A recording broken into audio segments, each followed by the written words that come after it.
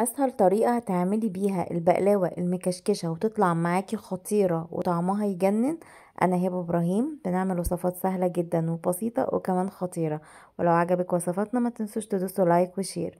كوباية سكر عليهم كوباية ونص من المية، عليهم معلقة سكر جلوكوز، واول ما تغلي هنعصر عصرة ليمونة وكده الشربات بتاعي يكون جاهز. لفة من الجلاش هبدأ اقسمها نصين بالتساوي، وهنكون جايبين سمنة ومسيحينها. نجيب ورقة جلاش ابدأ ادهنها بالفرشة وهتنيها كده 3/4، واكون محضرة عندي شاليمو او عندي اسياخ اللي هي الخشب بتاعة الشيش طاووق، وابرم عليها واحط الحشوة في النص واكشكشها واخرجها على صينية مدهونة سمنة او ورقة زبدة. لفة جلاش ادهنها اللي هي الورقة، وهبدأ اتنيها 3/4، احط عندي الشاليمو في النص واحط الحشوة وابدأ ابرم، وبعد كده اخلص كده برم اكشكشها اخرجها.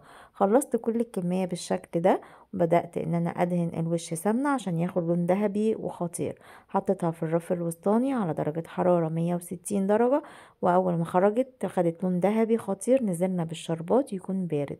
مش عايزة اقولك بقى طعمها خطير قد ايه ويجنن. جربوها واكتبوا لي رأيكم في الكومنتات. ولو عجبك وصفاتنا ما تنسوش اللايك والشير. باي باي ورمضان كريم.